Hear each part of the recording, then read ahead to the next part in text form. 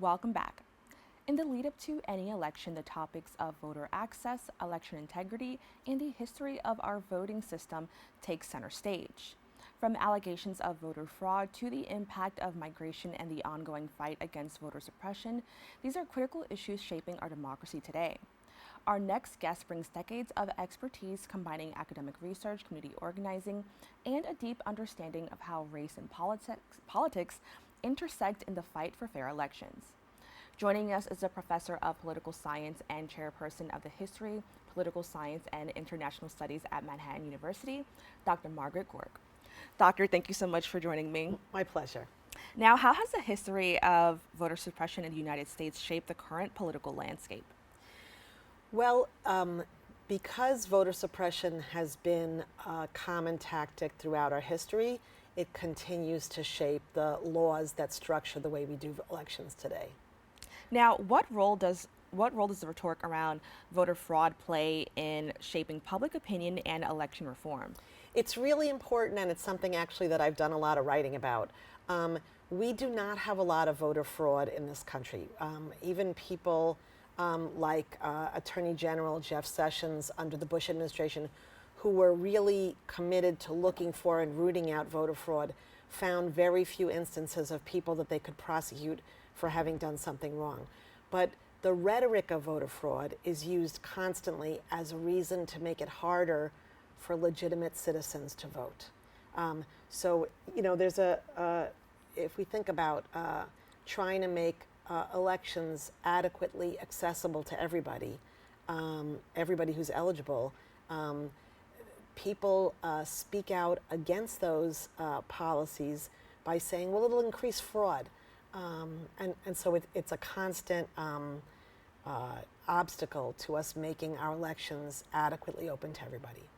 Now, why do racial minorities, particularly African Americans or Latinos, where English may be their second language, continue to face significant barriers to voting? I think one big issue is that if your strategy is, like there's two ways you can win elections, right? You can try to mobilize more voters, get all your supporters out to vote, try to convince other people and get them out to vote, or you can try to demobilize or suppress people that don't agree with you. Because black voters in the United States vote for the Democratic Party at such a high percentage, it's a good bet for a Republican campaign in this current era to focus on trying to reduce the black vote. Like the odds that that's going to help them are good. So we see a lot of voter suppression tactics that are focused on the black vote. And not to make this only a Republican thing, in the 70s, when the first black men were running for mayor in places like Gary, Indiana, and Chicago in the 70s and 80s, there was also an effort by white Democrats to suppress the black vote so that a white candidate would win over a white Democrat over a black Democrat. Now, I'm curious to know, what are some of the tactics people will use?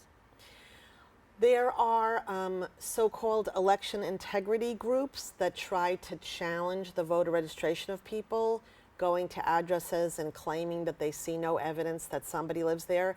This year there was a kind of well-reported case in which some election integrity volunteers claimed that there was no one living at this monastery and there were something like 57 people registered to vote there. Well, that was the 57 nuns who live on the property, who are legitimately registered and should be eligible to vote.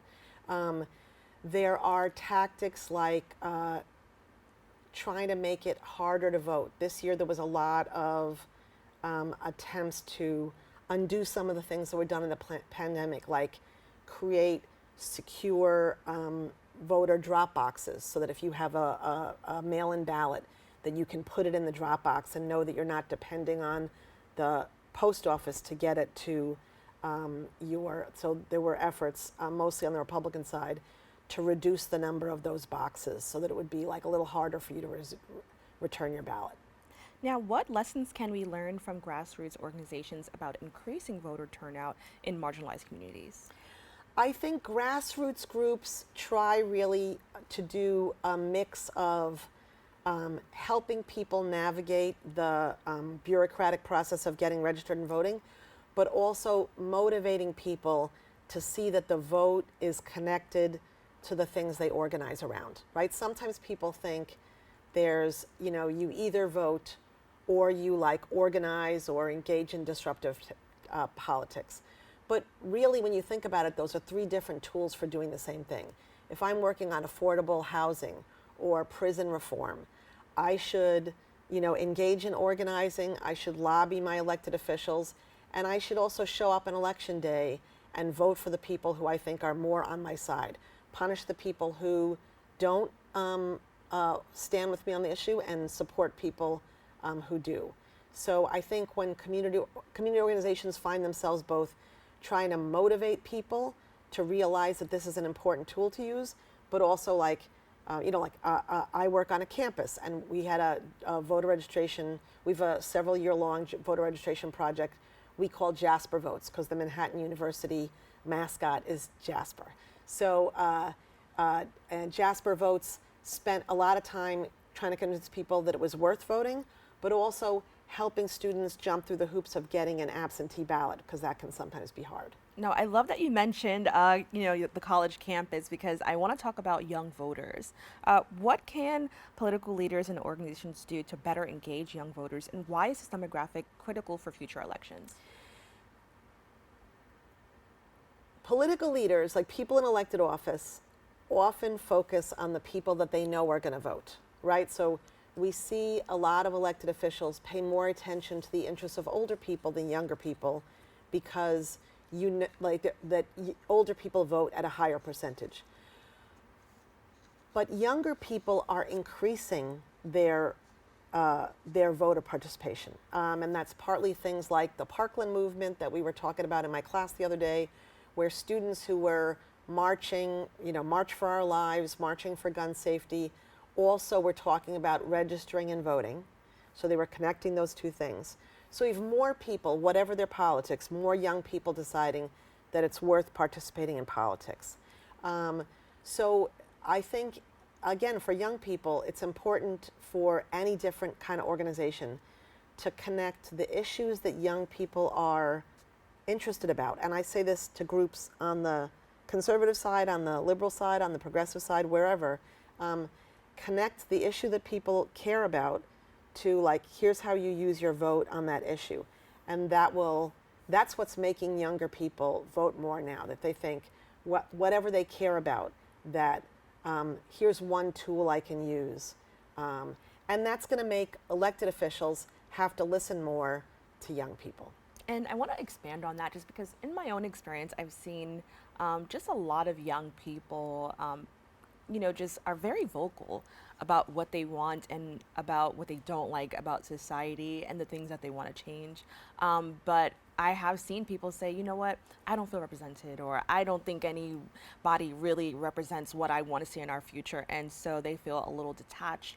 What would you say to somebody who kind of hears that and says, wants to encourage younger people, regardless of whether they're in their late teens, early 30s, wants to encourage people to get out there and vote so that their voice can be heard?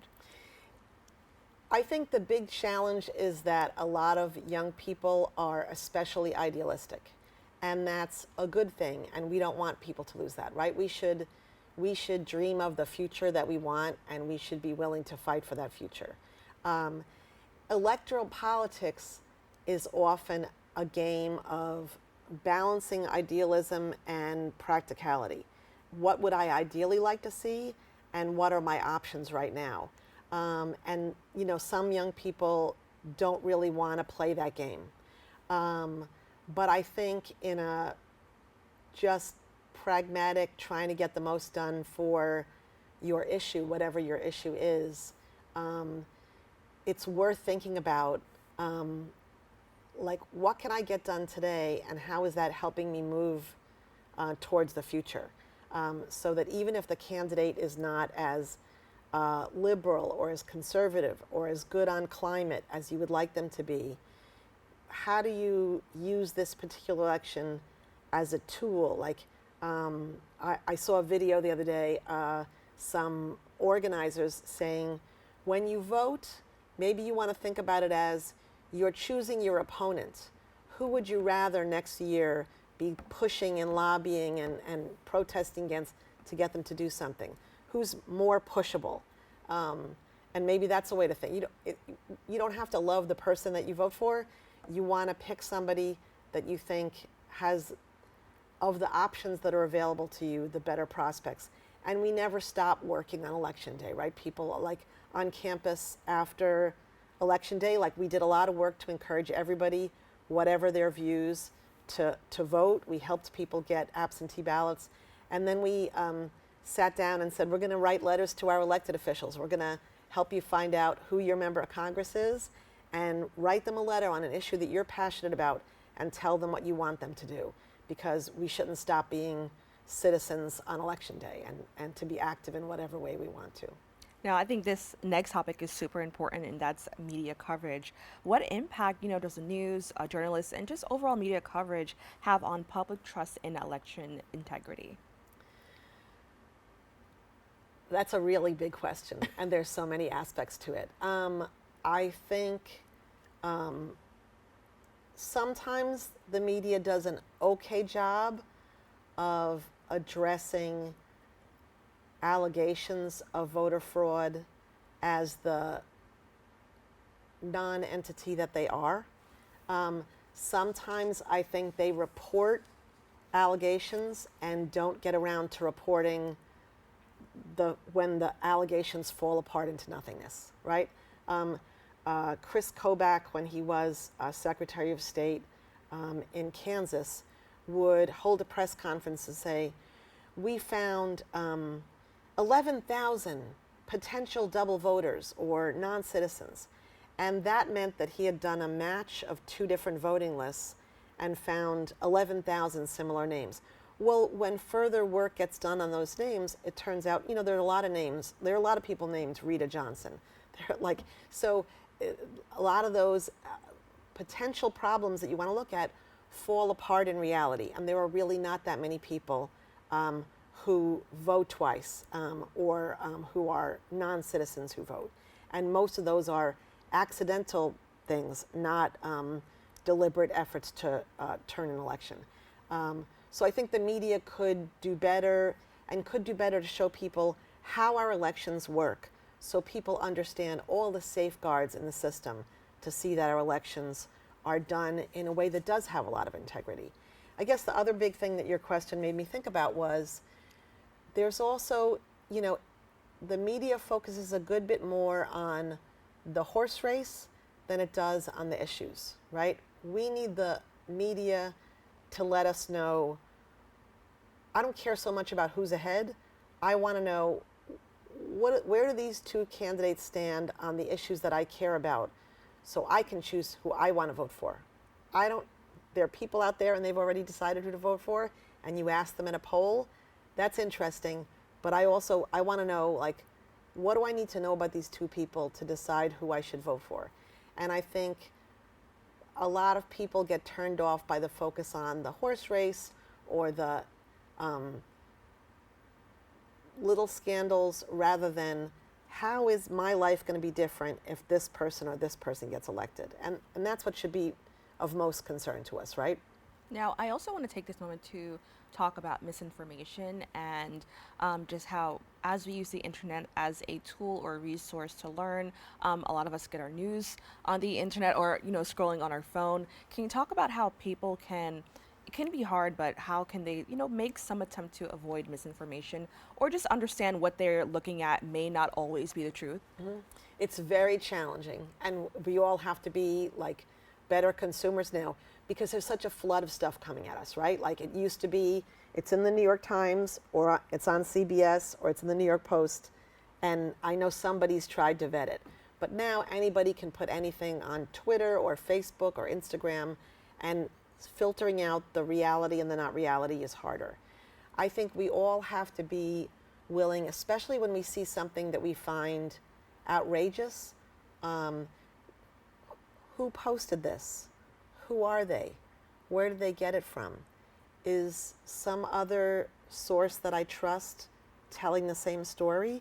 If I'm only hearing this from random guy on Twitter I've never heard of before, maybe it's not true, right? Is it from something that is designed to look like it's ABC News, but it's really ABC News .blogspot. Like, then maybe it's not, maybe somebody's trying to fake me out. So we have to be, willing to think a little bit and to pause before we share it with 10 people, because then we're lending it our credibility, right? People know who you are, people know who I am, and so if I say, I send it out, then I'm adding my credibility to something that might not be true. Now, what steps can be taken to rebuild public confidence in elections and ensure they remain fair and transparent?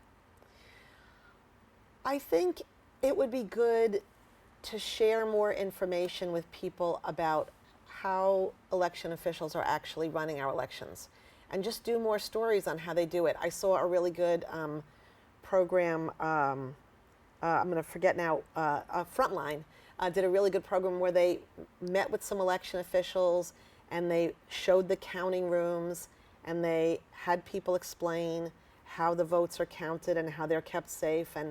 And I think knowing what goes on behind the scenes counters the narrative that's out there that people are dumping boxes of ballots in the middle of the night, which is just not happening. And I think the more that we know about what's actually going on, the more we can have faith that professionals are doing their best to run the election the right way.